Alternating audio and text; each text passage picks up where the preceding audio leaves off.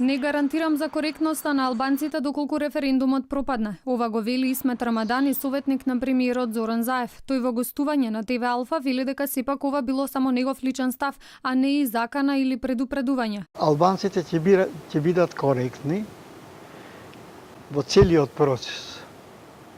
Меѓутоа, ако не успее овој договор, и ако ние ги губиме сите шанси за членство во НАТО и во Европска Унија, тогаш не гарантирам за коректност на албанците во нивното однесување понатаму.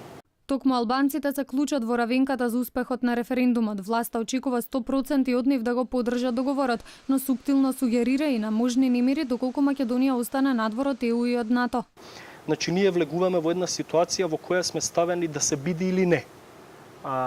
Практично, ако не успее референдумот, понатаму ние не знаеме како ќе се движи Република Македонија во незиниот правец и во незиниот развој, во незините европски и евроатлантски интеграции, особено од друга страна што наредна година во Република Грција има редовни парламентарни избори, каде што според сите анкети води опозицијската Нова демократија, која не го поддржа овој договор. Лидерот на ДУИ Али Ахмети веќе порача дека тие организирано со авиони ќе носат гласачи од диаспората, онака како што направиле и за локалните избори кога за прв пат го добија Кичево.